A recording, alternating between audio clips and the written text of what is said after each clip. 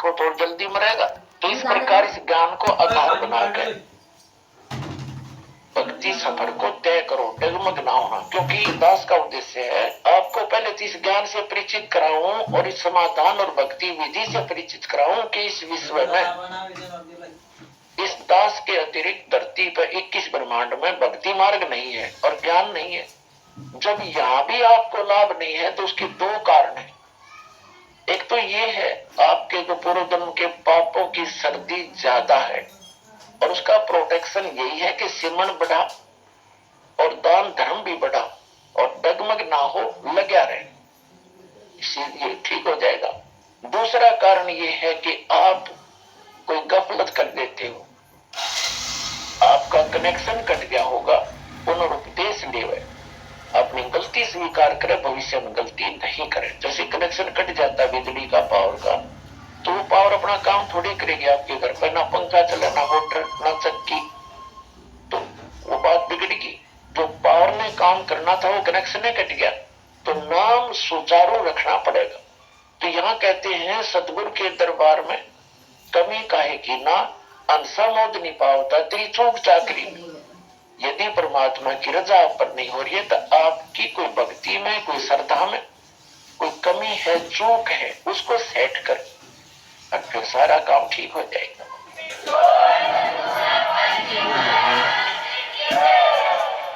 अब क्या बताते हैं कि लोहे के सताव जात है काया देश राही और दुगने तगने किए चौगुने किन्हों मोल गवाही। तीन लोक और भवन चतुर्थ ये सब जग सौते आही और दुगने दुगने करे चौगने किन्हों मूल गवाही। अब जो पुण्यात्मा है, नाम सिमरन करते हैं, दान पुण्य भी करते हैं, तो उन्होंने तो दुगने तिगने चौगने इस मनुष्य जीवन के बना लिए, कर लिए।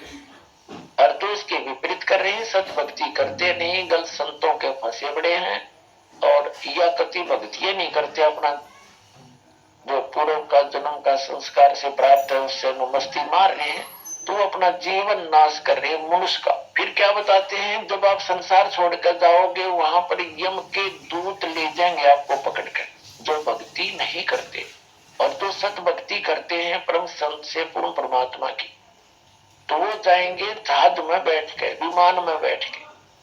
कबीर साहब कहते हैं आए हैं सो जाएंगे, राजा रंग फकीर, एक सिंहासन चढ़ कर जाए, एक बंदे जात जंजीर। मृत्यु तो सबकी होगी डेफिनेट, लेकिन उस मृत्यु में गणांतर होगा। एक तो जहाज में बैठ कर जाएंगे परमात्मा के विमान में, और एक अपराधी की तरह यम के दूत जैसे पुलिस वाले बांध कर ले जाते हैं, पकड़ कर कड़ी लगा कर ले जाते हैं, ऐसे बंद कर जाएंगे, तो बहुत अंतर हो जाएगा। तो क्या बताते हैं परमात्मा कि वहां जो धर्मराज के दरबार में आप जाओगे तो वहां वो धर्मराज आपसे पूछेगा कि भी जिस दिन तू यहाँ से गया था मानव शरीर प्राप्त करके, आपको कितना सतर्क किया था कि भाई पहले बहुत गलती करके आए हो, तुम मनुष्य जीवन प्राप्त करके भक्ति ना करी, अन्य क्रियाओं में जीवन नाश करके आगे तुमने बहुत पशु पक्षियों के शरीर भोगे, और अब के ये गोल्डन चांस है, एक स्वर्ण अवसर होता है मनुष्य जीवन का और भक्ति करना। और आप भी कह रहे थे जी बस इनका पीछे गलती बनी सो बनी, आगे नहीं करेंगे। फिर वापस जाकर जब धर्मराज के दरबार में ये खड़ा होता है, इसका अकाउंट होता है भले और बुरे का, पुण्य और पाप का, भक्ति का, तो उस समय इसका वहां पर थैला खाली होता है और भक्ति वाला और पापों वाला फल होता है। तब धर्मराज उससे पूछता है, भले मानस, ए भली आत्मा, जब आप यहाँ से गए क्या वचन देकर गए थे? और जब माँ के गर्भ में ये प्राणी होता है बच्चा, 100 बार याद करता भगवान को दिन में, हे परमात्मा इस नरक से निकालते, हे भगवान आपकी भक्ति किया करूंगा, क्योंकि माँ के गर्भ में इस बच्चे को पूरी चेतना होती है अपने पहले और पिछले जन्मों की, और आने वाले जन्म में जो भी कष्ट उसको उठाने हैं। तो ये वो बार बार कहता है, भगवान पीछे गलतियां बहुत करी मैंने, अब के आपने दया करी है मनुष्य जीवन, एक तो मेरा शरीर स्वस्थ जो का तो बाहर निकला है, कई तो बच्चे वही मर जाते गर्भ में, उसकी ओर नाल उलझ गए, कोई और किसी कारण से रोगी होके मर जाते हैं, उनका इतना ही संस्कार बकाया होता है। तो कहते हैं फिर परमात्मा से वहां तो अर्ज करता है मुझे बाहर निकाल और आपकी भक्ति किया करूंगा। बाहर आते ही भूल जाता है, तेरे को सपने में भी भगवान याद नहीं आता। तो ये क्या कहता है जी, बाहर आते ही हमें भूल पड़ जाती है, पता नहीं भगवान की कैसी माया है जिस कारण से मैं भक्ति नहीं कर सका। तब परमात्मा उसकी वो फिल्म चलाता है, वो वीडियो ऑन कर देता है, कोई ना कोई भक्त, कोई बहन, कोई रिश्तेदार, रिलेटिव, नाती उसको समझा रहा है कि भाई भक्ति कर ले, मनुष्य जीवन बार बार नहीं मिलता। और सु अवसर प्राप्त हुआ है विश्व में आज के दिन सतलोक आश्रम के अंदर, चल तू नाम ले ले, क्योंकि पहले भी परमात्मा आते रहे हैं। जैसे परमात्मा कबीर जी बताते हैं, चारों युग में संत पुकारे कूक कहा हम हेल रे, और हीरे माणक मोती बरसे ये जो चुभता ढेद रे। प्रत्येक समय में परमात्मा कोई ना कोई परम संत रखता है और उसकी बहुत महिमा भी होती है, बहुत से सुख भी होते हैं और स्वयं भी परमात्मा आते रहते हैं। लेकिन हम भक्ति ना करके कोई तो करना पे घटाड़ देता है, फिर देखेंगे अब अभी कोई भक्ति का समय थोड़ा हुआ है, अभी तो हम जवान है, बुढ़ापे में भक्ति करेंगे। बुढ़ापे में भक्ति कर ली जी जानेगा, छह बुढ़ापे में भक्ति करोगे, कदे आंख बनवानी, कदे सिर में दर्द, कदे दांत निकलवाने, कभी सारा शरीर कमजोर हो जाता है, बुरा हाल हो जाता है जीव का। कहते हैं जिनको बचपन से ही भक्ति मिल रही है उनकी तो पुण्यों का कहना ही क्या है। और ये बुजुर्ग भी दुख ना माने, कदे न सोचे भाई क्या बनेगा, हम तो बुढ़े हो गए, भक्ति ना बने ना, भक्ति अब भी बनेगी। लेकिन जो बिल्कुल भक्ति नहीं करते उनके विषय बताया जाता है कि वो न्यू सोच कर चलते हैं कि बुढ़ापे में देखेंगे और देखेंगे, और भक्ति का वो टाइम थोड़ा होता है। छोटी उम्र के 3 वर्ष का बालक खूब बोलने लग जाता है।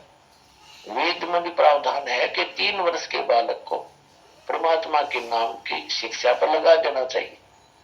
तो हम 3 वर्ष के बच्चे को प्रथम मंत्र दे देते हैं, उसके तुम कर्म बनने शुरू हो जाते। जब तक वो बालक 3 वर्ष का होता है, बेटा या बेटी, तब तक वो उसका प्रारब्ध और उसके माता पिता के द्वारा किए गए संस्कार जो भक्ति कर रहे उनसे उनको राहत मिलती है, उनके पुण्य कम नहीं होते, परमात्मा का विधान अनुसार उनकी रक्षा होती है माता पिता के का। और 3 वर्ष का बालक जब हो जाए उसको नाम से जोड़ देना चाहिए और उसके फिर साथ में परमात्मा दया करेंगे।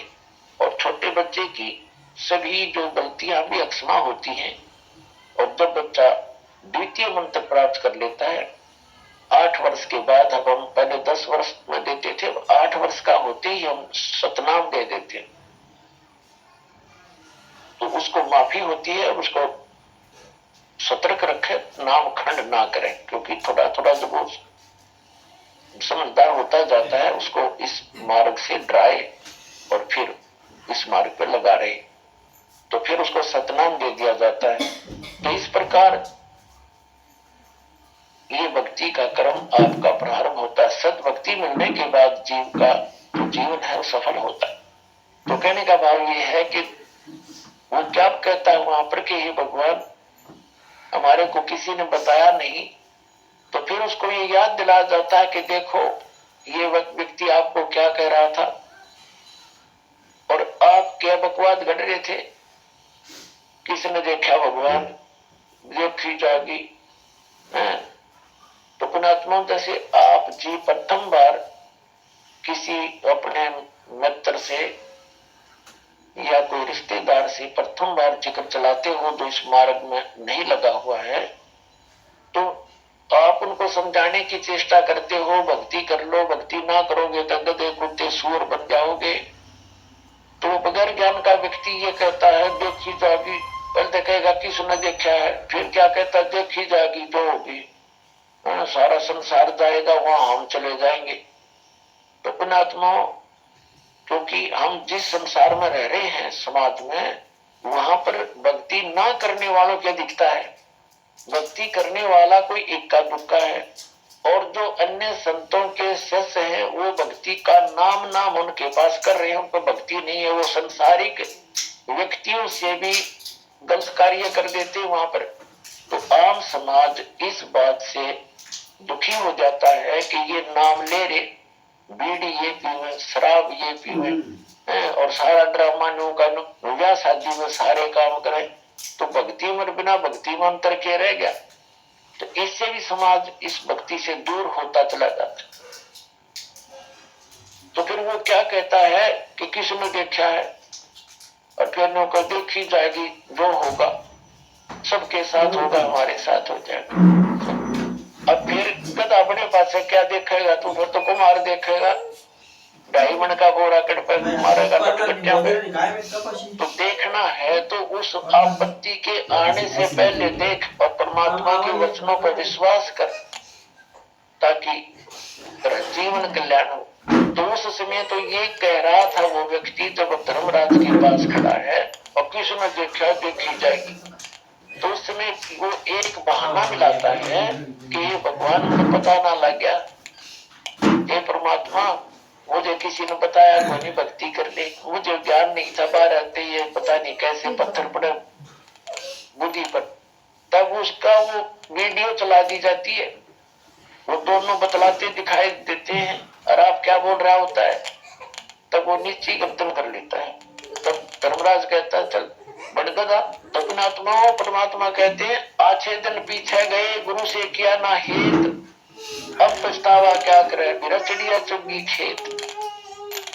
तो समय रहते लाभ उठाने से ज्यादा लाभ होता है। अभी दूसरा प्रसंग ये था कि कोई बूढ़ा बुजुर्ग वृद्ध व्यक्ति, बहन माता व्यक्ति को ये ना सोच बैठे कि हम तो बूढ़े हो गए और अब क्या बनेगा।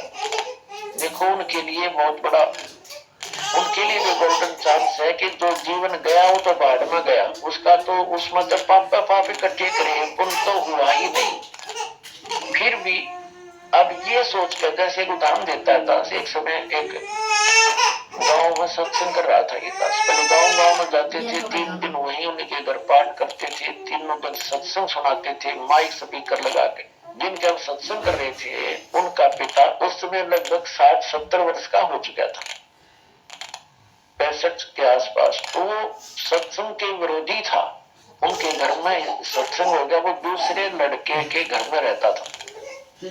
अब स्पीकर हमने लगा दिया, अब बुढ़ा ने नींद भी कमाया कर, रात में कुछ होके घने पिया करता, उसका ज्यादा पीता था, तो सत्संग सुनता रहा, रात जागता रहा।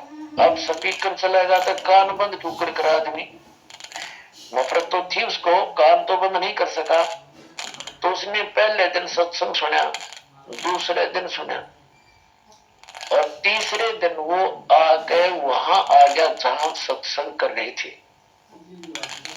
अब जिस लड़के के घर पर सत्संग हो रहा था उसने नाम ले रखा था, तो उसकी पत्नी बता रही थी मुझे तो इतना डर लग गया, ये बूढ़ा पता नहीं क्या होगा, हमारा जीते, अरे तुझे बेइज्जती ना कर दे। तो उस भक्त के आंखों में आंसू आ गए, आंसू आने शुरू हो गए। मैंने कहा क्या बात होगी भक्त, क्या बात होगी आपको? नो कहने लगा जी, जो बात आज आपने सुनाई 3 दिन में, मैं तो इनका घना विरोधी था, और मैंने सारे जीवन में किसी का कोई बुरा करा नहीं। किसान हूँ, खेती करी, 4 किले हमारे थे, अब 12 किले बना दिए 2 लड़के, और इतनी मेहनत से काम करा। लेकिन यूं ज्ञान था आज तक हमने जिंदगी में, हमारी कान्ना का भी ना पड़ा किधे, नहीं तो मैं पहले भक्ति पर लग जाता, ये दुख ना देखने पड़ते। अब मेरा क्या होगा, मेरा तो जीवन गया है भगवान, ये तो बहुत वक्त से शुरू करना चाहिए था। तो उसकी जो पुत्र वधू थी वह खड़ी खड़ी सुने कि भगवान इस बुढ़े में इतना परिवर्तन हो गया। तो उसने न बोली, मैंने सुख का सांस लिया, चौखा बोला था ठीक। तो फिर मैंने उसको समझाया कि देखो ये तो अभी भी कुछ नहीं बिगड़ा आपका। जैसे पुराने समय की बात है, कुएं होते थे गहरे गहरे, 100 200 फुट नीचे से पानी निकाला जाता था, कुएं खोद गए, और उनके जल निकालने के लिए बाल्टी या डोल होता था, डोल बोलते थे, बांध दिया करते, उसका एक लंबी रस्सी बांधा करते 150 फुट की। तो उस पानी निकालने के लिए उस पानी रस्सी को पकड़कर 2-3 जने उसको खींच कर ले जाते दूर तक, और कई बार वो छूट जाती थी हाथ से। जैसे वो न सोचे ये पकड़ रहा है, वो न सोचे दूसरे पकड़ रखी है, वो सारे छोड़ देते, तो वह धीरे धीरे वो रस्सी बाल्टी नीचे कुएं में वापस गिरने लग जाती।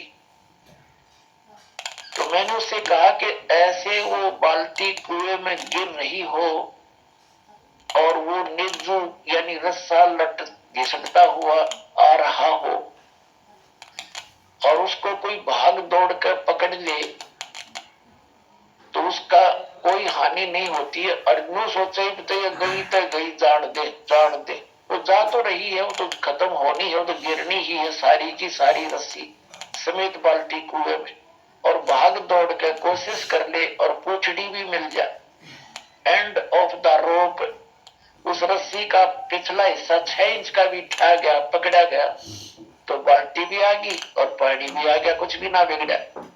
तो ये मनुष्य जीवन रूपी बाल्टी आपकी जाली तकरीबन, और अब ये पूछड़ी सी रह रही है, इसमें पकड़ ले, नाम ले और ये हुक्का त्याग दे सारी बुराई।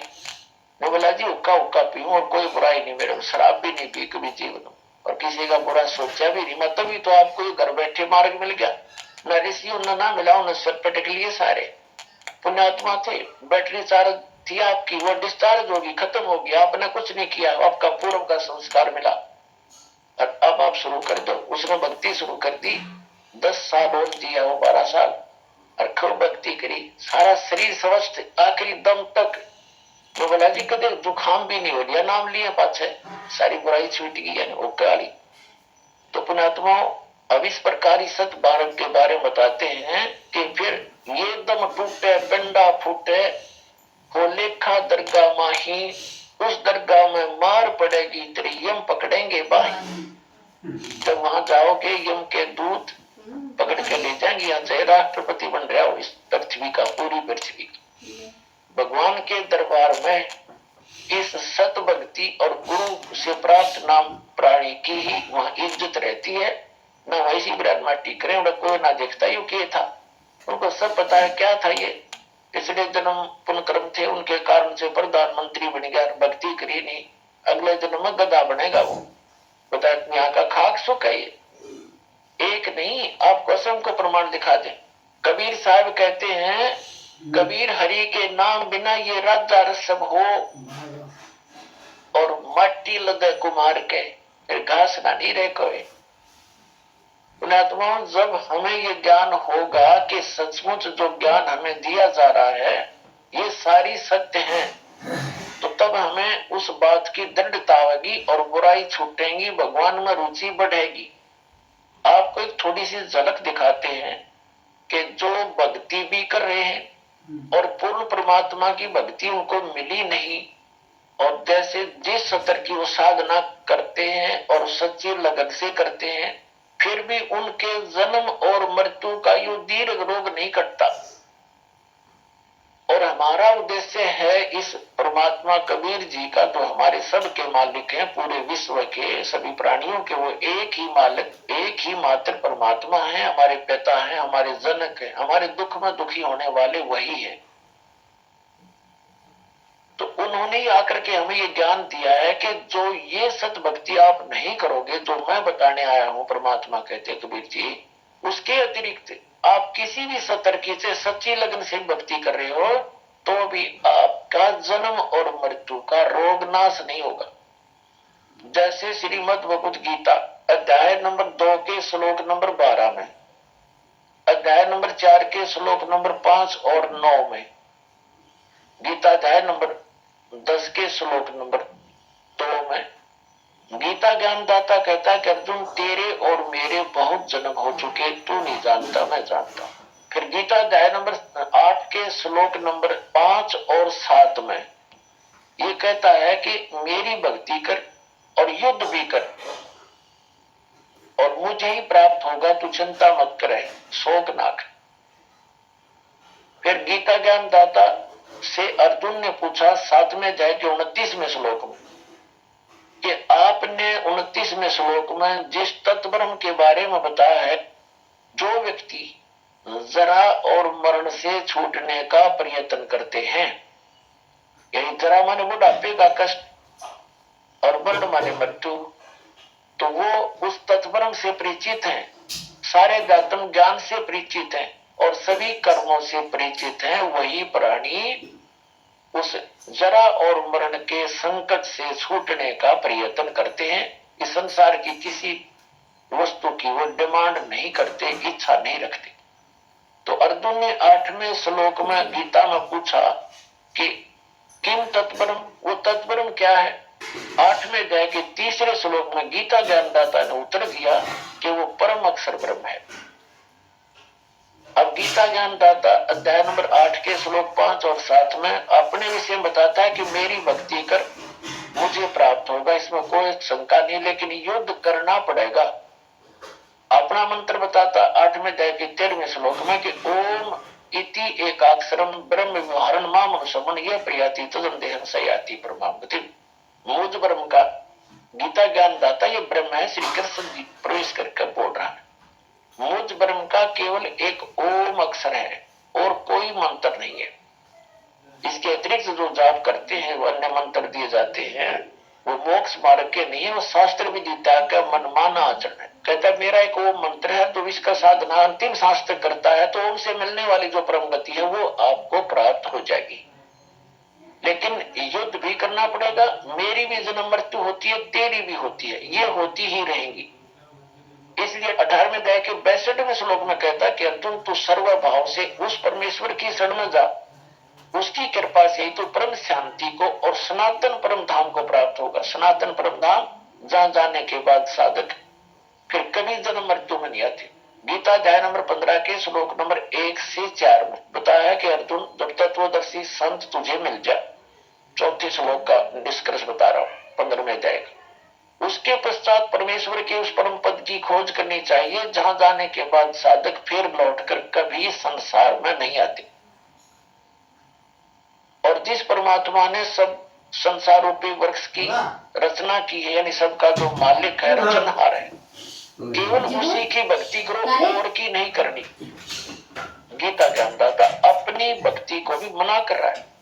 तो कहने का भाव ये है, उसके लिए फिर 4थे अध्याय के 34वें श्लोक में बताया है कि जिस तत्व ज्ञान से वो मोक्ष मार्ग मिलेगा, वो तत्वदर्शी जो संत बताओगा, उस ज्ञान को तू तत्वदर्शी संतों से जाकर समझ, उनको दंडवत प्रणाम करने से और कपट छोड़कर प्रसन्न करने से वो तत्वदर्शी संत तुझे वो तत्व ज्ञान का उपदेश करेंगे। तो उस परम अक्षर ब्रह्म की भक्ति बताई है 17वें अध्याय के 23वें श्लोक गीता जी में।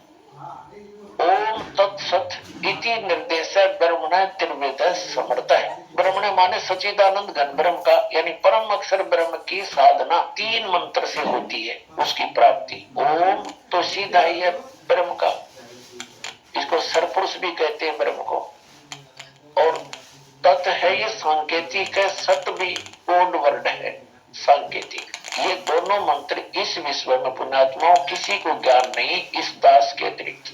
ये परमात्मा ने दया बख्श रखी है आपके ऊपर, और ये पूर्ण मोक्ष मार्ग है। ये किसी के पास विश्व में है नहीं, तो अन्य का मोक्ष हो ही नहीं सकता। तो वो कितनी बात बनाओ और कितनी भक्ति कर रहे हो। तो यहाँ बताया है कि सर्वभाव से तू उस परमेश्वर की शरण में जा, उसकी कृपा से तू परम शांति को सनातन परम धाम को प्राप्त होगा। और 15वें अध्याय के 4थे श्लोक में बताया दिया कि उसके पश्चात परमेश्वर के उस परम पद की खोज करनी चाहिए जहाँ जाने के बाद फिर कभी जन्म मृत्यु नहीं होती। और गीता ज्ञानदाता खुद कह रहा है कि तेरे और मेरे बहुत जन्म हो दिए, तू नहीं जानता मैं जानता हूँ। इसी से देखे आज तक ये भक्ति हिंदू धर्म में भी नहीं है और मत होगी, क्योंकि वो तो इन सदगुरों से परिचित ही नहीं है। तो इसलिए ये जो मार्ग है अब परमात्मा ने दया बख्शी है आप जी के ऊपर, और इस दास को कंप्लीट कोर्स कंप्लीट ट्रीटमेंट दे रखा है। बिल्कुल अब क्या आपका यहाँ भी सुखी हो गया, मोक्ष हो जाएगी, कंप्लीटली हो जाएगी। अब प्रसंग जो चल रहा है दास वही आता है कि गीता अध्याय नंबर 5 से लेकर 10 तक का निष्कर्ष है। 5 और 7 में तो वो कहता मेरी भक्ति करेगा तो मुझे प्राप्त होगा, लेकिन युद्ध करना पड़ेगा। और पुण्यात्माओं जहाँ युद्ध करना वहाँ शांति नहीं हो सकती। तो यहाँ तो आजीवन युद्ध है जीव के साथ में। कोई टेंशन हो रही है, वो अंदर ही अंदर युद्ध होता रहता है। कोई कुछ कह रहा है, कुछ हो रहा है, यानी सारा जीवन ऐसे नरक भोग कर जाता है ये प्राणी। तो यहाँ माया से कितना ही हमने ऊंचा दिखाई देता हो, पर उसका अस्तित्व कुछ नहीं होता, उसके पास कुछ नहीं होता। भक्ति मार्ग का कष्ट ही कष्ट होता है। और वो स्थान है जहाँ जाकर कोई दुख नहीं। परमात्मा कहते मन तू चल रहे सुख के सागर, जहाँ शब्द सिंधु रत्नाकर। तो उस सत्य समुद्र जो सुख का सागर है, जहाँ कभी दुख नाम की वस्तु नहीं, सतलोक सचखंड में, वहां चल। वहां कितना सुख है कि शंखों लहर मेर की उपजे गैर नहीं जहाँ कोई, और दास गरीब अचल अविनाशी सुख का सागर सोई। शंखों लहर मेर की उपजे, जैसे यहाँ कभी कभी होता है इस दास के साथ, तो बहुत बार होता है, कहीं अकेले बैठे हो, परमात्मा की याद आ रही हो, अचानक एक ऐसी हिलोर उठती है हृदय में, हमें कोई भी बुरा दिखाई नहीं देता, चाहे किसी ने हमारे को कितना सता रखा हो,